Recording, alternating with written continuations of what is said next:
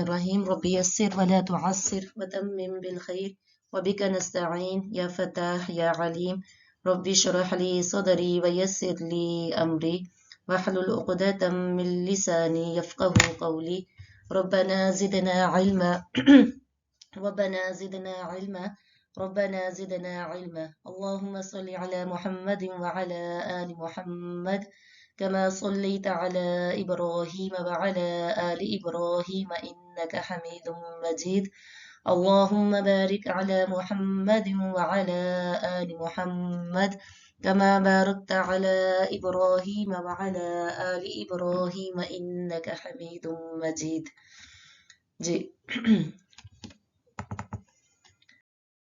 सबसे पहले आप सबको नबी करीम सल्लल्लाहु अलैहि वसल्लम की तरफ से खुशामदीद। हज़रत अबू सईद खुदरी रज़ी अल्लाह अन्हु की रिवायत है। नबी करीम सल्लल्लाहु अलैहि वसल्लम से रिवायत करते हैं कि आप सल्लल्लाहु अलैहि वसल्लम ने फरमाया कि आपके पास लोग इल्म सीखने के लिए आएंगे, तो जब तुम उन्हें देखना तो उन्हें मेरी तरफ से खुशामदीद कहना और सिखाना। तो आप सबको नबी करीम सल्लल्लाहु अलैहि वसल्लम जैसे अजीम लीडर की तरफ से वेलकम, खुशामदीद और मरहबा। सबसे पहले हम इसकी तिलावत कर लेते हैं और फिर हम इसका आगाज करते हैं। أعوذ بالله من الشيطان الرجيم بسم الله الرحمن الرحيم أم حسبت أن أصحاب الكهف والرقيم كانوا من آياتنا عجبا إذ أوى الفتية إلى الكهف فقالوا ربنا آتنا من لدنك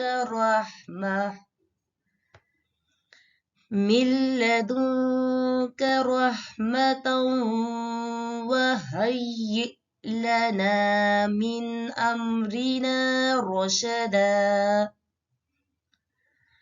فضربنا على آذانهم في الكهف سنين عددا صدق اللہ العظیم جی ام حسبتا ام کیا حسبتا آپ کا خیال ہے یا کیا آپ نے گمان کیا انا بے شک اصحاب الکہفی کہف والے اصحاب کہتے ہیں ساتھیوں کو دوستوں کو ساتھ ہونے کو نا کہف کے جو ساتھی تھے مطلب یہ کہ غار والے والرقیمی اور رقیم والے قطبے والے کانو ہیں من آیاتنا ہماری نشانیوں میں سے عجباً عجیب کیا غار اور قطبے والے ہماری نشانیوں میں سے کوئی عجیب نشانی ہے ام حسبتا کیا آپ نے گمان کر لیا کہ بے شک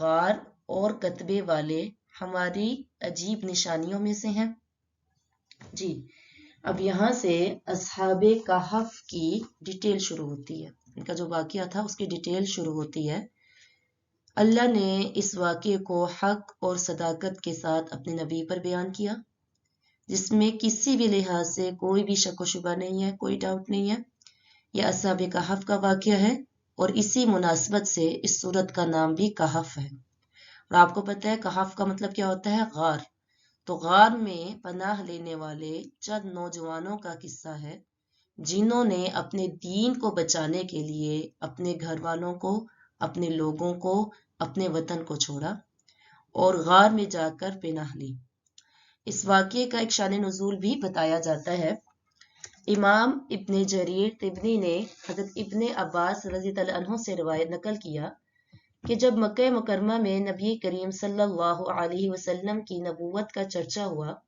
اور قریش مکہ اس سے پریشان ہوئے ان کو پریشانی لگ گئی کہ آپ صلی اللہ علیہ وسلم تو مشہور ہو رہے ہیں اور ان کا دین خطرے میں پڑ رہا ہے تو انہوں نے اپنے دو آدمی نضر بن حارث اور عقبہ بن ابی معیط ان کو مدینہ طیبہ کے علماء کے جو یہود کے جو بڑے بڑے علماء تھے ان کے پاس بھیجا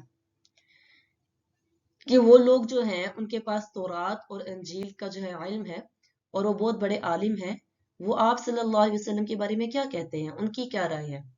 تو علماء یہود نے ان کو بتایا کہ تم لوگ آپ صلی اللہ علیہ وسلم سے 3 سوالات کرو، اور اگر انہوں نے ان کا جواب صحیح دے دیا تو سمجھ لو کہ وہ اللہ کے نبی اور رسول ہیں، اور اگر وہ یہ نہ کر سکے تو یہ سمجھ لو کہ یہ بات بنانے والے ہیں، صرف کہانیاں بنا رہے ہیں، یہ اللہ کے نبی نہیں ہیں۔ ایک تو سوال یہ تھا کہ ان نوجوانوں کا حال دریافت کرو جو قدیم زمانے میں اپنے شہر سے نکل گئے تھے، ان کا کیا واقعہ ہے، یعنی اصحاب کہف کے بارے میں پوچھو آپ صلی اللہ علیہ وسلم سے، کیونکہ یہ بہت زیادہ عجیب واقعوں میں سے تھا۔ اور دوسرا، ان سے اس شخص کا حال پوچھو جس نے دنیا کو مشرق اور مغرب اور تمام زمین کا سفر کیا، اس کا کیا واقعہ ہے۔ تیسرا سوال یہ تھا کہ آپ صلی اللہ علیہ وسلم سے جو پوچھنا تھا کہ ان سے روح کے بارے میں متعلق سوال کرو کہ روح کیا چیز ہے۔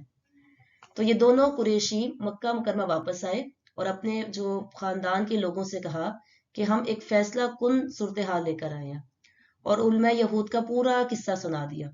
پھر یہ لوگ نبی کریم صلی اللہ علیہ وسلم کی خدمت میں حاضر ہوئے، اور آپ صلی اللہ علیہ وسلم نے سن کے فرمایا کہ میں اس کا جواب کل دوں گا۔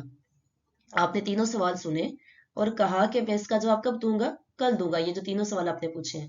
مگر آپ صلی اللہ علیہ وسلم اس وقت انشاءاللہ کہنا بھول گئے، اور یہ لوگ اپنے اپنے گھروں کو چلے گئے، اور نبی کریم صلی اللہ علیہ وسلم وہی کا انتظار میں رہے کہ ان کے سوالات کا جواب جو ظاہری بات ہے وہی سے پتہ چلنا تھا نا۔ اس سے یہ دیکھیں، یہ بھی پتہ چلتا کہ آپ صلی اللہ علیہ وسلم کوئی غیب کا علم نہیں تھا آپ کے پاس وہی علم تھا جو اللہ تعالیٰ آپ کو بذریعہ وہی عطا کرتے تھے۔ تو آپ صلی اللہ علیہ وسلم نے ویٹ کیا کہ میں انتظار کرتا ہوں کہ وہی آئے گی تو میں ان کے سوالات کا جواب دے سکوں، مگر وعدے کے مطابق اگلے دن تک کوئی وہی نہ آئی، بلکہ 15 ڈیز جو ہے اسی حال میں گزر گئے، نہ جبرائیل امین آئے، نہ کوئی وہی نازل ہوئی۔ قریش مکہ نے مذاق اڑانا شروع کر دیا کہ نبی کریم صلی اللہ علیہ وسلم کو کچھ نہیں پتا۔ اس سے آپ صلی اللہ علیہ وسلم کو بہت ہی اپسیٹ ہوئے، بہت رنجیدہ ہو گئے، غم زدہ ہو گئے۔ 15 دن کے بعد حضرت جبرائیل علیہ السلام جو ہے سورۃ الکہف لے کر نازل ہوئے، جس میں جو ہے وحی کی جو تاخیر ہوئی تھی، جو لیٹ ہوا تھا، اس کی جو ہے وجہ بھی بتا دی گئی کہ نیکسٹ ٹائم جب بھی آپ کسی کام کو کرنے کا انٹینشن کریں یا وعدہ کریں یا ارادہ کریں تو انشاءاللہ کہنا چاہیے، انشاءاللہ کہنا نہ بھولیں۔ اس واقعے میں چونکہ ایسا نہ ہوا، اس لیے آپ کو تھوڑا سا اس پہ تنبیہ کر دی گئی، وارننگ دے دی گئی۔ تو اس صورت میں جو ہے اس کے متعلق یہ آیتیں آگے رکوع شروع ہوگا انشاءاللہ تعالی، وَلَا تَقُولَنَّ لِشَيْءٍ إِنِّي فَاعِلٌ ذَلِكَ غَدًا إِلَّا أَن يَشَاءَ اللَّهُ۔ جب اگر آپ کسی بھی کام کرنے کا ارادہ رکھتے ہیں مستقبل میں، غدا آنے والے وقت میں، تو اس کے ساتھ انشاءاللہ لازمی کہنا ہے آپ نے۔ تو اس صورت میں نوجوانوں کا واقعہ بھی پورا بتایا گیا کہ جن کو اصحاب کہف کہا جاتا ہے، اور مشرق اور مغرب کے سفر کرنے والے ذوالقرنین، جس کا آگے جو ہے 16ویں پارے میں آئے گا، وَيَسْأَلُونَكَ عَنْ ذِي الْقَرْنَيْنِ قُلْ سَأَتْلُو عَلَيْكُم مِّنْهُ ذِكْرًا۔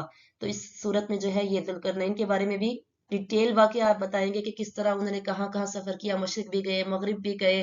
اور وہ آپ کو پتا ہوگا کہ ذوالقرنین ہی وہ بادشاہ تھے، وہ آدمی تھے کہ جنہوں نے کیا کیا تھا، یاجوج ماجوج کے لیے وہ جو ہے دیوار کو تعمیر کیا تھا۔ تو خیر ان کا بھی واقعہ ہم ڈیٹیل سے آگے پڑھیں گے۔ اور تیسرا جو ان کا سوال تھا، روح کے متعلق جو ان کا سوال تھا، تو اس کا جو ہے آیا ہے جواب، لیکن اتنی زیادہ ڈیٹیل نہیں آیا حکمت کی وجہ سے۔ تو اس کے علاوہ سورۃ البنی اسرائیل کے آخر میں بھی علیحدہ سے جو ہے روح کے بارے میں بیان کیا گیا ہے، ٹھیک ہے، کیونکہ اس کا تعلق اتنا عقائد سے نہیں ہے، وہ اللہ کے علموں میں سے وَيَسْأَلُونَكَ عَنِ الرُّوحِ قُلِ الرُّوحُ مِنْ عِلْمِ رَبِّي وَمَا أُوتِيتُم مِّنْ عِلْمٍ إِلَّا قَلِيلًا۔ سوری، وَيَسْأَلُونَكَ عَنِ الرُّوحِ، کہ تو وہ روح کے بارے میں سوال کرتے ہیں، قُلِ الرُّوحُ مِنْ أَمْرِ رَبِّي، آپ کہہ دیں کہ روح جو ہے میرے رب کا امر ہے، میرے رب کا معاملہ ہے، اور وَمَا أُوتِيتُم مِّنَ الْعِلْمِ إِلَّا قَلِيلًا، تمہیں جو ہے اس کے بارے میں بڑا تھوڑا علم دیا گیا ہے۔ ٹھیک ہو گیا؟ تو یہ تھے ان کے 3 سوالات جس پر جو ہے آپ صلی اللہ علیہ وسلم کے سورۃ الکہف نازل ہوئی، اور اس کے میں سے 2 جو سوال تھے ان کا ڈیٹیل جو ذکر آئے گا، اور ایک کا تھوڑا سا اجمال میں ذکر کیا گیا، اتنا ڈیٹیل نہیں ہے۔ تو ام حسبتا، یہاں پہ لفظ آیا ام، یہ دیکھ لیں شروع میں ام کا کیا مطلب ہے۔ تو ام کا مطلب نا اگر یہ درمیان میں آ جائے نا تو اس کا مطلب ہوتا ہے یا، ٹھیک ہے، اس کا میننگ یا بھی ہوتا ہے۔ شروع میں آ گیا اس کا مطلب ہے کیا، ٹھیک ہے۔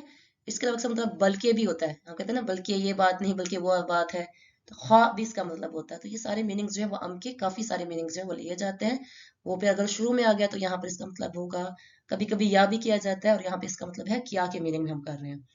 کیا آپ سمجھتے ہیں کہ غار میں رہنے والے، کہف کیا غار کے لیے استعمال ہوا ہے نا، یہ جو ہے کہف، یہ غار کے لیے. اور آپ کو پتہ ہے جو کہف ہے نا، یہ بھی غار کو کہتے ہیں، اور غار غار بھی عربی کا لفظ ہے. یہ عربی میں غار بھی غار کو کہتے ہیں، لیکن دونوں میں کیا فرق ہے کہ جو کہف ہے نا یہ وسیع، ایک واسط، جو بڑا بڑا جو غار ہو نا اس کے لیے استعمال ہوتا ہے، اور غار کا لفظ اس غار کے لیے استعمال ہوتا ہے جو چھوٹا ہو، اتنا بڑا نہ ہو. یہ فرق ہے. کہف وسیع غار، بڑا غار، ٹھیک ہے، واسط جسے ہوتا ہے بہت بڑا، اور غار کا لفظ چھوٹا غار، اتنا بڑا نہیں، بس نارمل سائز میں. ٹھیک ہے. تو آپ کو پتا ہوگا، ہم سب کو پتا ہے کہ غار کے مختلف سائزز ہوتے ہیں. کچھ بہت لمبے ہوتی ہیں، کچھ جو ہے کہ چھوٹے چھوٹے ہوتے ہیں. تو بڑا جو ہو، وسیع ہو، اسے کہف کہیں گے، اور جو چھوٹا اسے غار کا لفظ کہیں گے. ٹھیک ہے، عربی میں. تو اور رقیم کسے کہتے ہیں؟ رقیم کتبے والے. رقیم کا مطلب ہے کوئی لکھی ہوئی چیز. ٹھیک ہے، رقیم کوئی لکھی ہوئی چیز، کوئی تختی، کتاب. تو رقم ہونا، جیسے کہتے ہیں نا کہ میرا نام رقم، آپ جو اردو لوگ اچھے سے جانتے ہیں نا ان کو اندازہ ہوگا، آپ کا نام رقم کر دیا گیا ہے، آپ کی اماؤنٹ رقم. ہم رقم کو بھی رقم کہتے ہیں کیونکہ اس میں بھی گنتی اور لکھنے لکھائی کا کام بہت ہوتا ہے. ٹھیک ہے. تو رقم لکھی ہوئی کوئی چیز، لکھنا. تو یہ الرقیم کیا چیز ہے؟ اصحاب کہف کا مطلب تو سمجھ میں آتا ہے نا کہ غار والے، تو کہ کہف میں جا کے انہوں نے پناہ لی تھی کچھ لوگوں نے. اب رقیم کا کیا مطلب ہے یہاں پہ؟ تو رقیم کے علماء نے کئی معنی بیان کیے ہیں.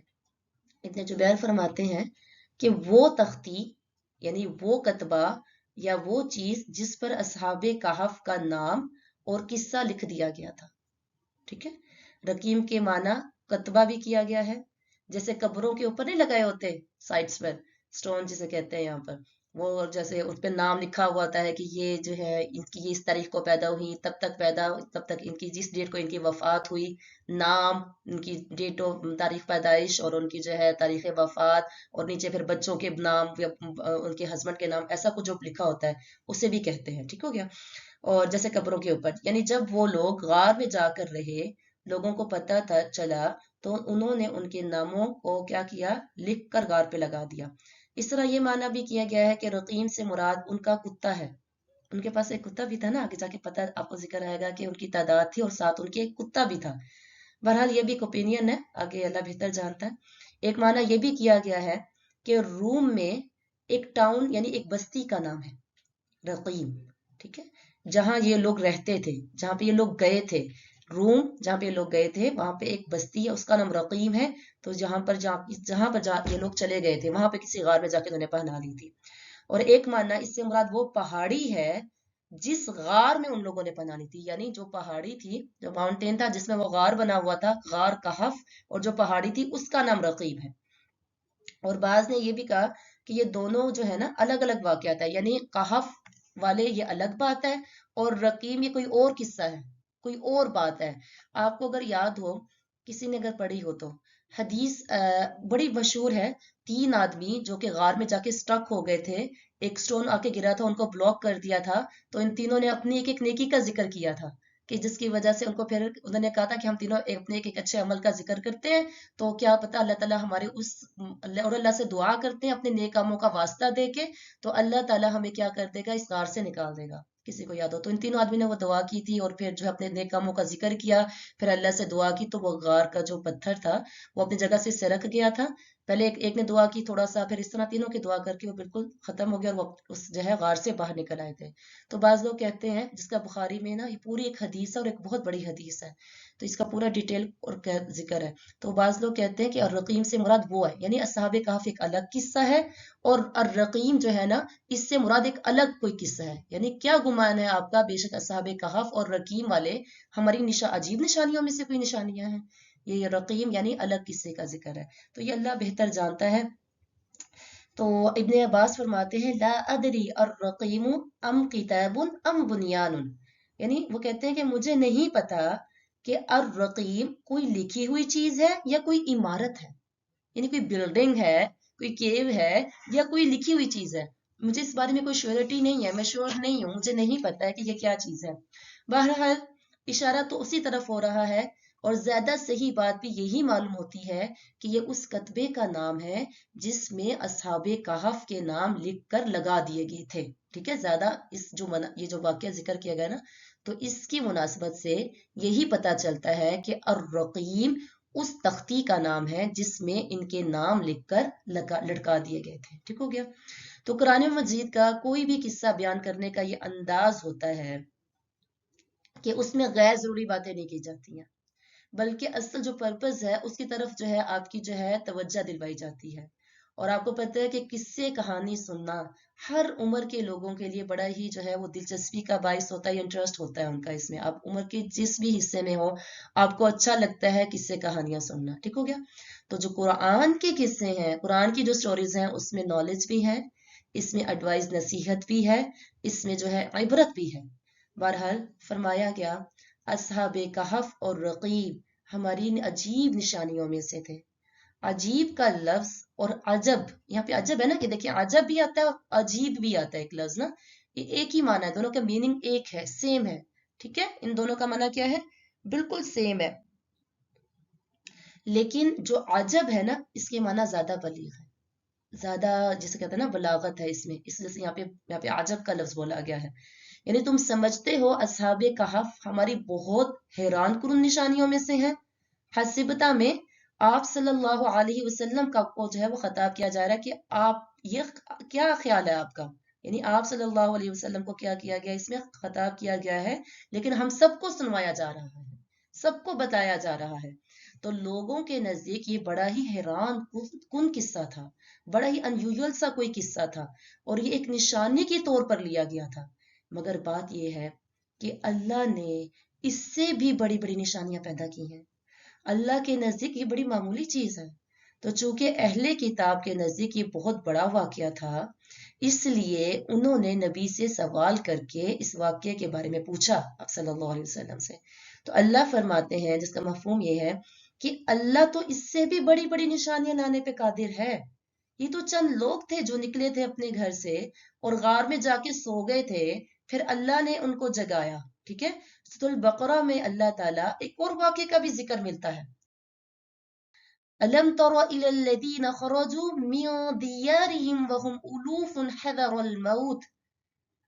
کیا خیال ہے کیا آپ نے دیکھا ہے ان لوگوں کی طرف، خرجو جو نکلے تھے، میوں دیارہم اپنے گھروں سے، وہم الوفن اور وہ ہزاروں کی تعداد میں تھے.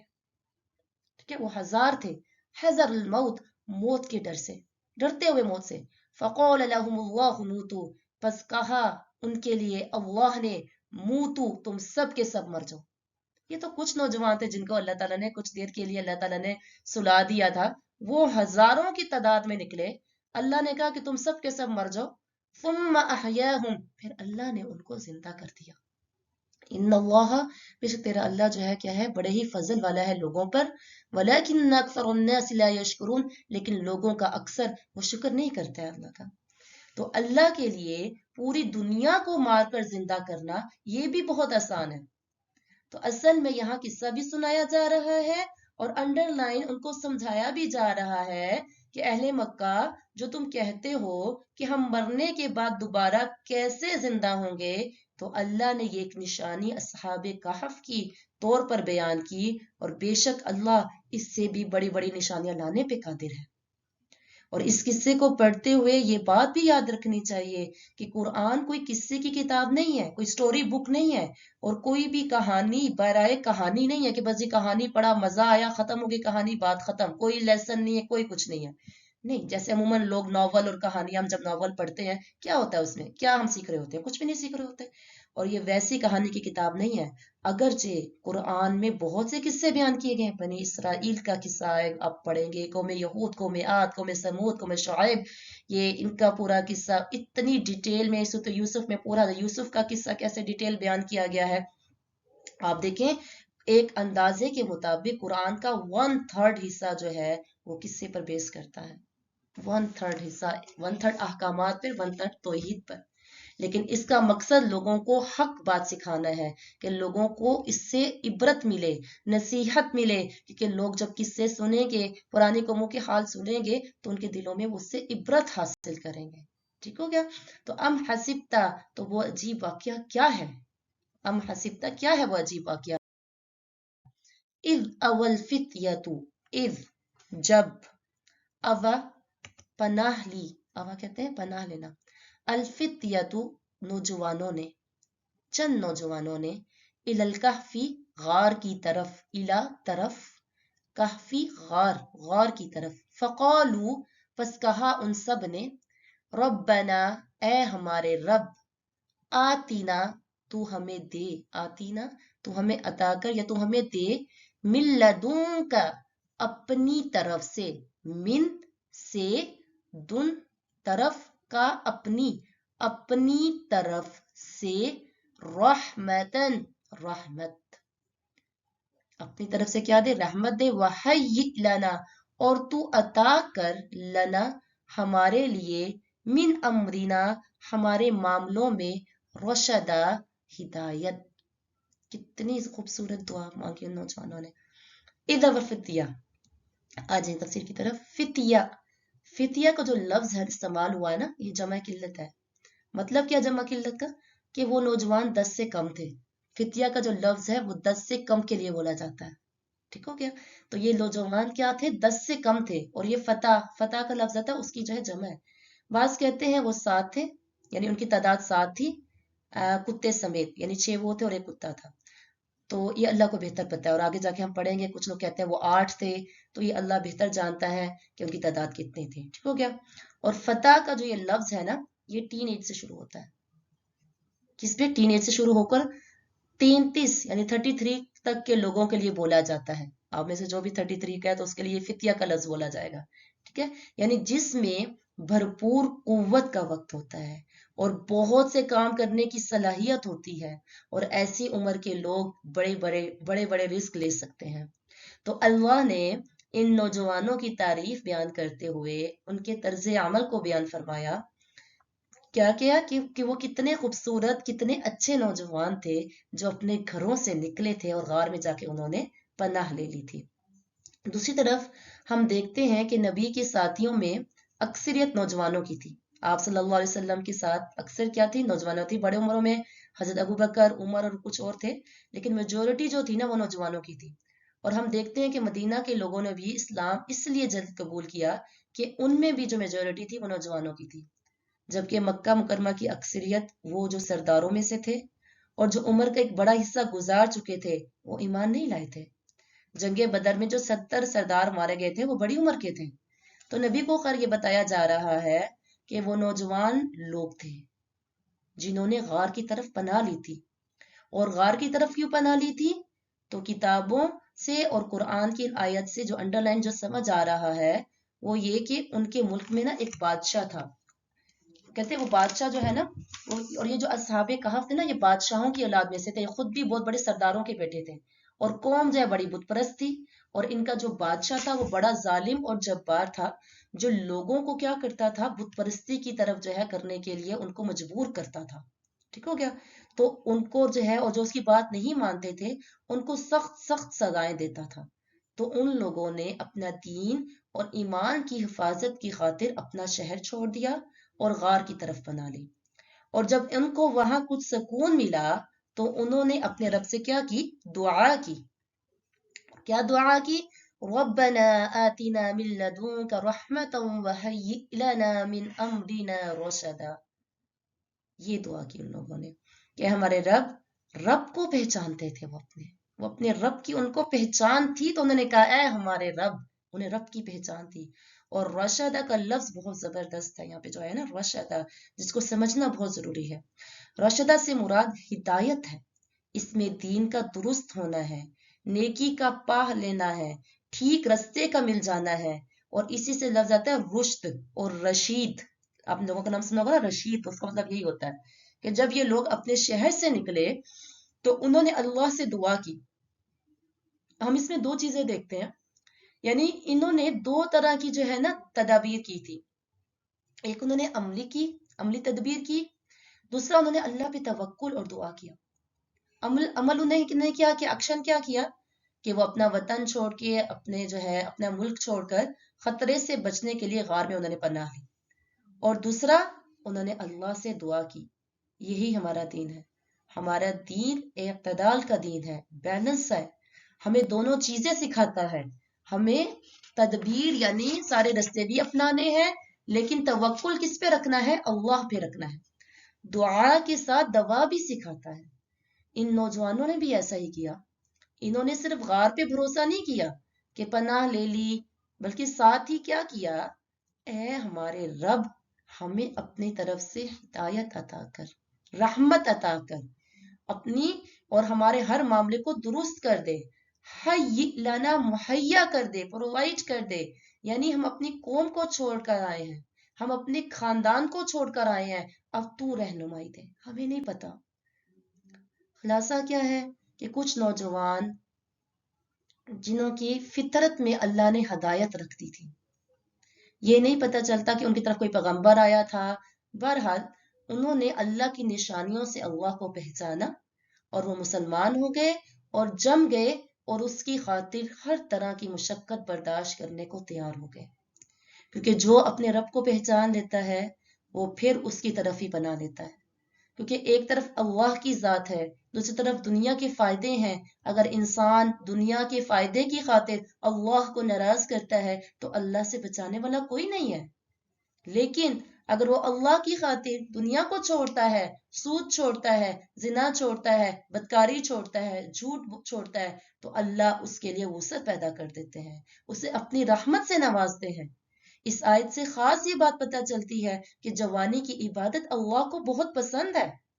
उकबा बिन आमिर फरमाते हैं रज़ी अल्लाह अन्हु कि नबी करीम सल्लल्लाहु अलैहि वसल्लम ने फरमाया, अल्लाह उस नौजवान से खुश होता है जिसकी नौजवानी में नादानी नहीं होती है।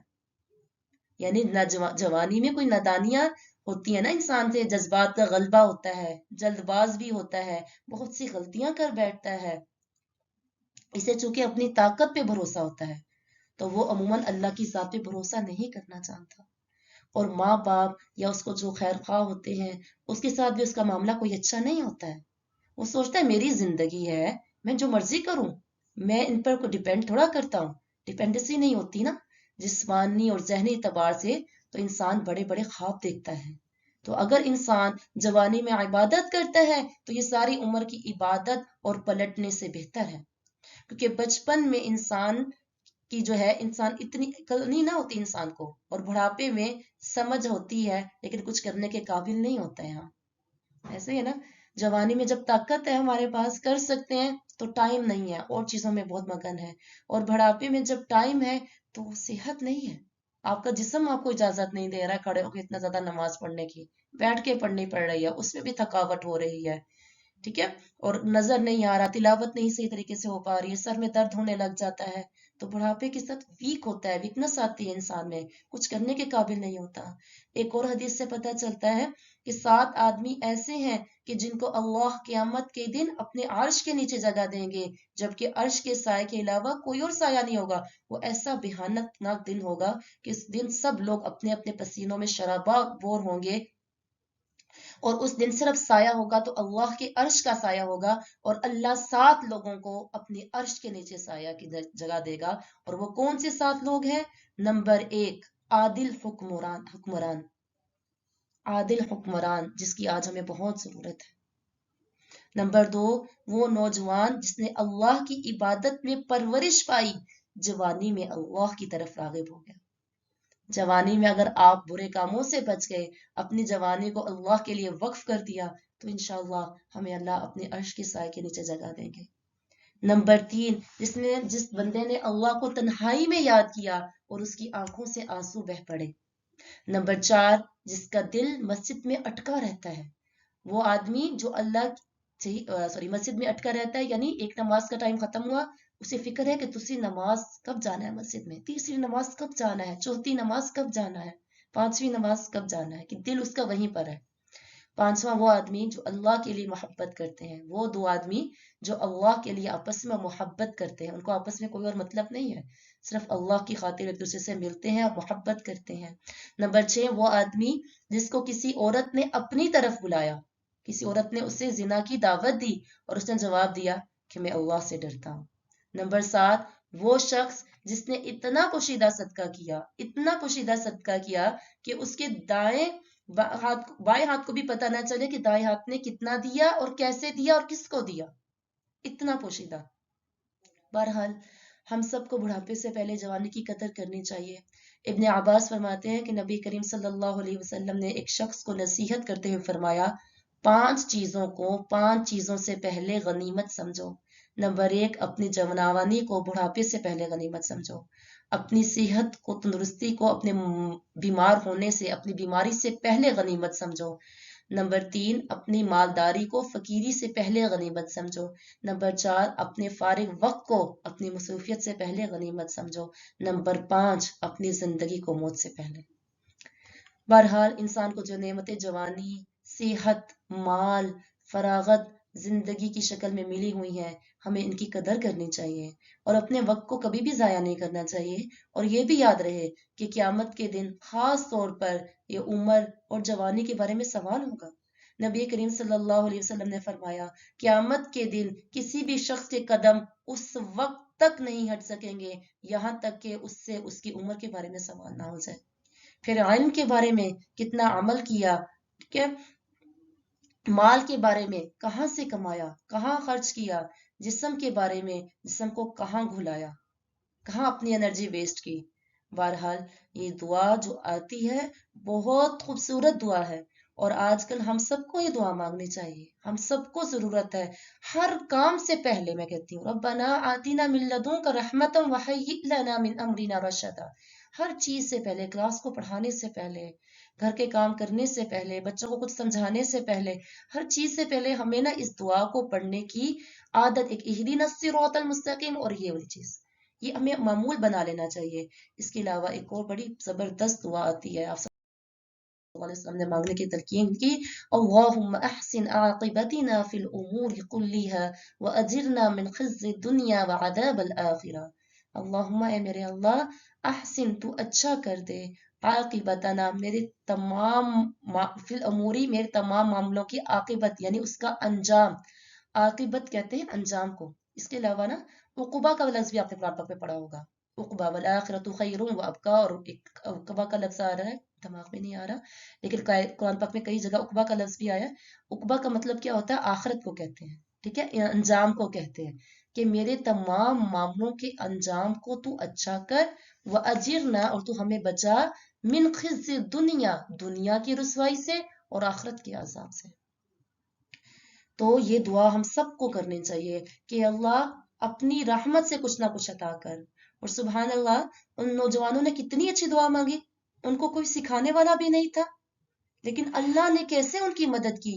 ये भी अल्लाह की मदद होती है कि राइट वक्त पर आपके मुंह से राइट अल्फाज निकलें और वो दुआ करने आए और दिल से निकले। एक होती है मेड अप दुआ, बनी बनाई लिखी हुई, जैसे ये लिखी हुई है, ठीक है, आपने मांग ली, आप बस उसको रीड कर रहे हैं। एक है कि आपके अंदर से उठी हुई, ठीक है, एक है आपके बाहर से उठी हुई, और एक है आपके किसी के कहने पर मांग रहे हैं, और एक है कि आप अंदर से खुद से मांग रहे हैं, वहय्यि लना मिन अमरिना रशदा, या अल्लाह तू हिदायत दे दे। क्या करना चाहिए मौजूदा हालात में भी और आइंदा हालात में भी, आने वाले हालात में भी। और ये जो नौजवान थे, ये सब जो है अपने घर वालों से जुदा होकर माशरे के अंदर जो है इनका जो है एक स्टेटस था, ठीक है, इनका क्या था, एक स्टेटस था, ये माशरे में माने जाने जाते थे।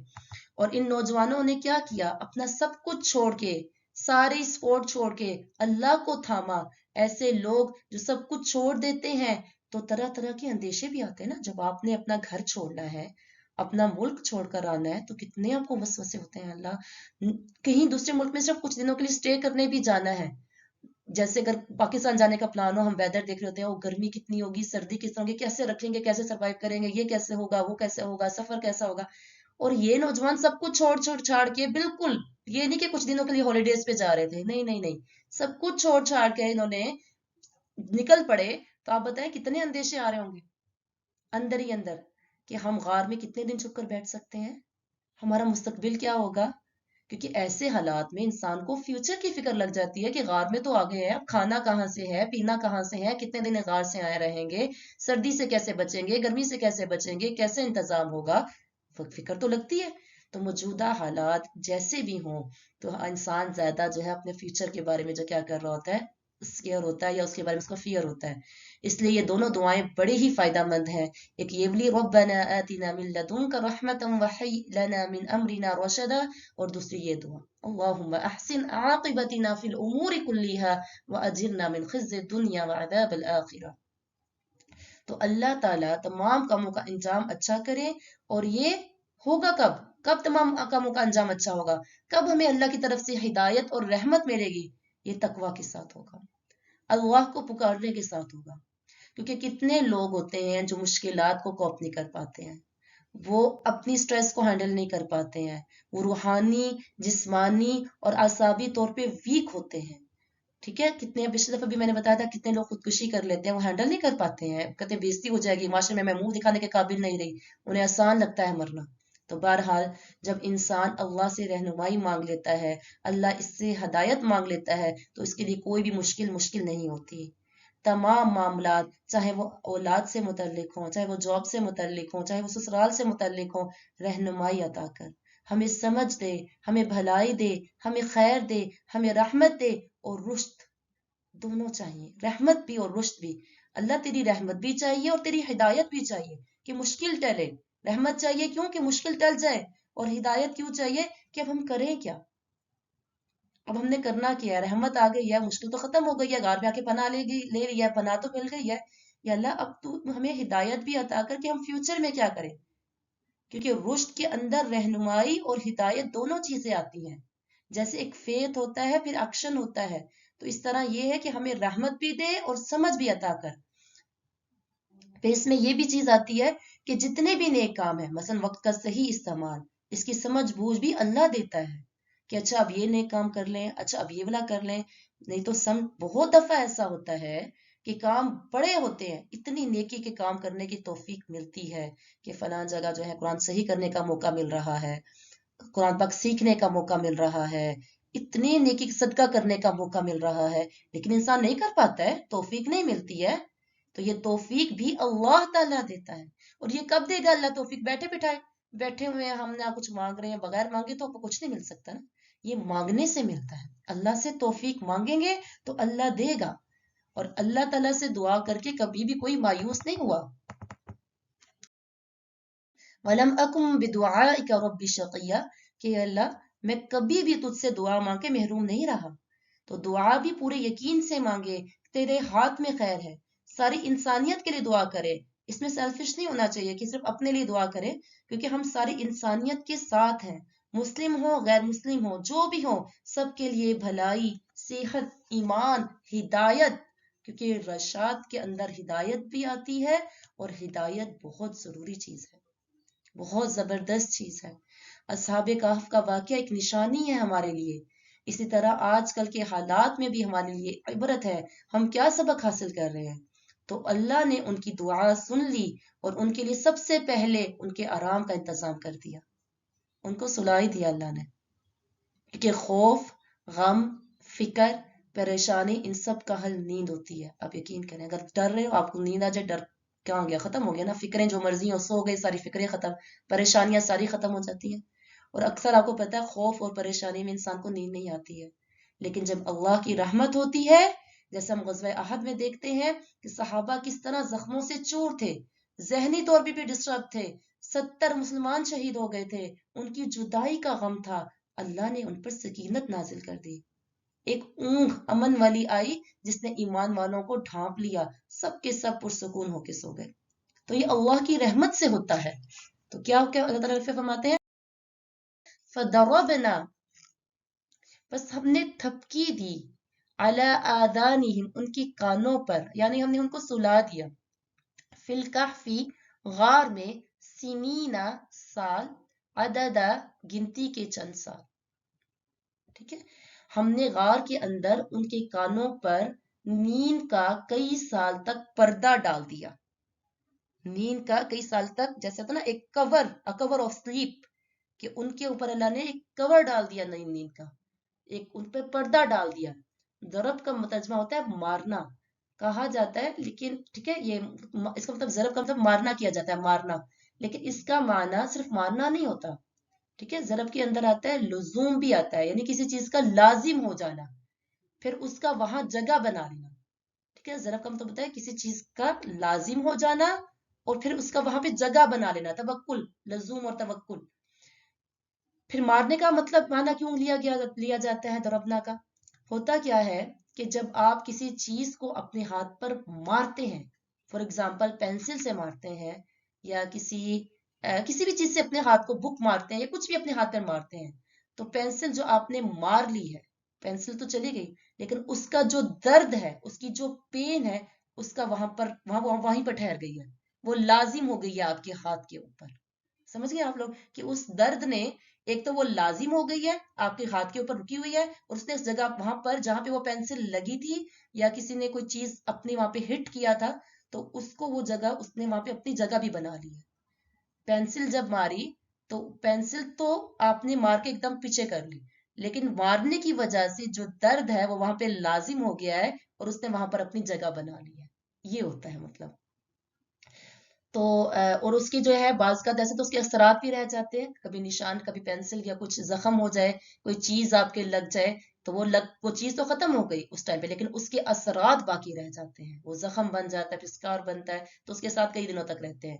تو ہر اس چیز کے لیے جس کے اثرات رہ جائیں تو اس کے لیے ضرب کا لفظ استعمال ہوتا ہے. فضربنا کہ ان کے کانوں پہ پردہ ڈال دیا، بلاک کر دیا. یہ علامت ہوتی ہے ڈیپ سلیپ کی، یعنی ہم نے ان کو بہت ہی گہری نیند سلا دیا، اچھی طرح سلا دیا. سنین عددا، گنتی کے چند سال. لیکن آیت نمبر 25 میں فرماتے ہیں، آگے جا کے ہمیں پتہ چلے گا کہ وہ اپنے غار میں 300 سال ٹھہرے تھے اور انہوں نے 9 اور بڑھا دیے تھے، یعنی 300 سے بھی اوپر جو ہے وہ اپنے 300 سال تک وہ غار میں سوئے رہے تھے. سبحان اللہ. وہ آپ دیکھیے تو اللہ کہانی کے آغاز میں ہی بتا دیتے، اسی آیت میں بتا دیتے کہ بھی اتنے سال ٹھہرے تھے. یہاں پہ کیا بتایا؟ سب گنتے کے چند سال ٹھہرے تھے، نہیں بتایا نا کہ کتنے ٹھہرے تھے اور تعداد بھی، کچھ بھی نہیں بتایا، کچھ بھی نہیں بتایا. بس کہا کہ ہم نے ان کو سلا دیا ہے. لیکن اس معلومات کو، اس انفارمیشن کو یہاں سے حذف کر دیا گیا، نہیں بتایا گیا، اور اس کو آخر میں بتایا گیا کیونکہ کہانی کے شروع میں اہم امور کی طرف توجہ دی گئی ہے. سمجھ گئے؟ اب یہاں پہ کوئی سوال پوچھے نا کہ یہاں پہ شروع میں بتا دیتے اللہ نے آگے جا کے آیت نمبر 25 میں جو ذکر کیا، آیت نمبر 11 میں بتا دیتے، ذکر تو چل رہا تھا. تو وجہ کیا ہے کہ کہانی جب سٹارٹ ہوتی ہے نا تو اس کے شروع میں صرف جو امپورٹنٹ جو چیزیں ہیں اللہ تعالیٰ نے آپ کی جو اٹینشن ہے وہ اسی طرح ڈائیورٹ کی ہے، اللہ تعالیٰ نے اس کی طرف لے کے گئے ہیں. اور جیسے دعا بتائی پہلے کہ انہوں نے دعا کیا کی تھی، ان کی احتیاطی تدابیر کہ انہوں نے غار کی طرف پناہ لے لی تھی، اس کے متعلق بتایا گیا. یہ نہیں بتایا وہ کتنے تھے، کیوں نکلے تھے، کیونکہ یہ اہم نہیں تھا. کیونکہ یہ اہم کیا تھا کہ انہوں نے غار میں جا کر کیا کیا، یہ زیادہ اہم ہوتا ہے کہ انسان کسی بھی کلائمیٹی میں اس کا رسپونس کیا دیتا ہے. ٹھیک ہے، تو یہ سب سے زیادہ کاؤنٹ ہوتا ہے کہ جب بھی ہم پر کوئی آزمائش آتی ہے تو ہم سب پر آ رہی ہے، ہمارے ساتھ کتنے لوگ تھے، کتنے عرصے تک وہ آزمائش رہی، نہیں، یہ چیز امپورٹنٹ نہیں ہے. یہ امپورٹنٹ ہے، اہم یہ ہے کہ میرا جب آزمائش میرے پر آئی تھی تو میرا رسپونس کیا تھا، میں نے اس کے اوپر سے میرا رویہ کیا تھا، میں نے اس کا کیسا اس کو فیس کیسے کیا تھا. ٹھیک ہے، اور جب اس آزمائش میں نے کیا کیا احتیاطی تدابیر اپنائی اور میں نے اللہ پہ میرا توکل کیا تھا، یہ چیز اہم ہے. یہ نہیں اہم ہوتا کہ آزمائش کوئی مجھ سے پوچھے ہاں جی کچھ آزمائش آئی ہے، صرف آپ پر آئی ہے، آپ کے پورے گھر والوں پر آئی ہے؟ اچھا پورے گھر میں کتنے لوگ ہیں آپ کے گھر میں؟ ان سب پر آ گئی. اچھا اس کے علاوہ اور کسی پر نہیں آئی؟ اچھا کتنے عرصے تک رہی؟ یہ اہم نہیں ہے. اہم یہ ہے کہ جب آزمائش آئی تو آپ خود کیسی ہیں، آپ ٹھیک ہیں، آپ کو کسی چیز کی ضرورت ہے، آپ کو کسی چیز کی ضرورت نہیں ہے، یہ چیزیں اہم ہوتی ہیں. تو کہانی کے آغاز میں اللہ تعالیٰ نے صرف اہم چیزوں کا ذکر کیا، اور پھر چونکہ انہوں نے رحمت مانگی تھی تو اللہ نے ان پر اپنی رحمت کو نچھاور کر دیا اور ان کو صلا دیا، سارے غموں سے نجات دے دی. کیونکہ اگر زندہ ہوتے تو لوگوں کو پتہ چل جاتا تو بادشاہ ان کو تکلیف دیتا، تو اللہ تعالیٰ نے ان کو ساری تکلیفوں سے بچا لیا. کیوں؟ کیونکہ انہوں نے اللہ سے دعا مانگی، وہ اللہ کی خاطر گھر سے نکلے، انہوں نے غار میں پناہ لی اور اتنی خوبصورت دعا مانگی تو اللہ نے بھی ان پر اپنی رحمت کی اور ان کو صلا دیا. سبحان اللہ و بحمدہ، سبحانک اللہم و بحمدک، نشہد ان لا الہ الا انت، نستغفرک و نتوب الیک. السلام علیکم و رحمت اللہ وبرکاتہ.